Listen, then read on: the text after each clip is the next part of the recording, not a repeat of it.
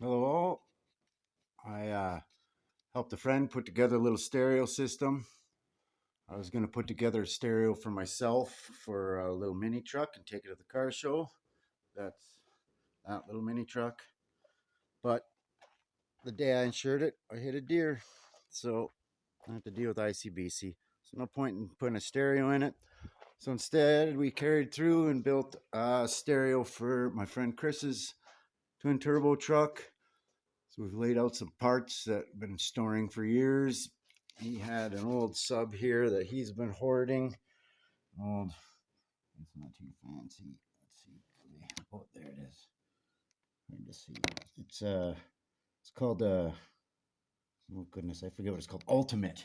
It's an Ultimate 450 watts max, 150 watts RMS sub.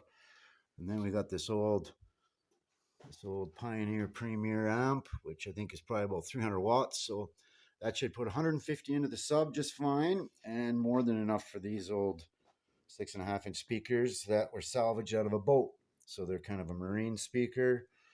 That'll be good for in his truck, kind of semi-waterproof. That way, if his windows leak or whatever, it don't matter quite so much.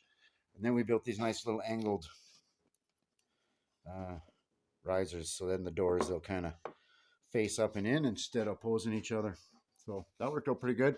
Put my logo in there like always, Def Pops and Son. And yeah, nice 3-inch port on the side that we feathered in, and my usual terminals. I always use Phillips for the positive and straight for the negative, and just jam them in the sides to label them. So this is a runner. We just figured we'd test it, make sure everything worked before he puts it in his truck. Let's see. He's got some metal here. All functioning. Naturally, it'll sound a lot different with when this plugged in. And this is a low voltage source, so it doesn't go as loud when it's just plugged straight into a laptop into the amp. But it at least lets us test it. And yeah, next we're gonna go and see if we can see it. There it is back there.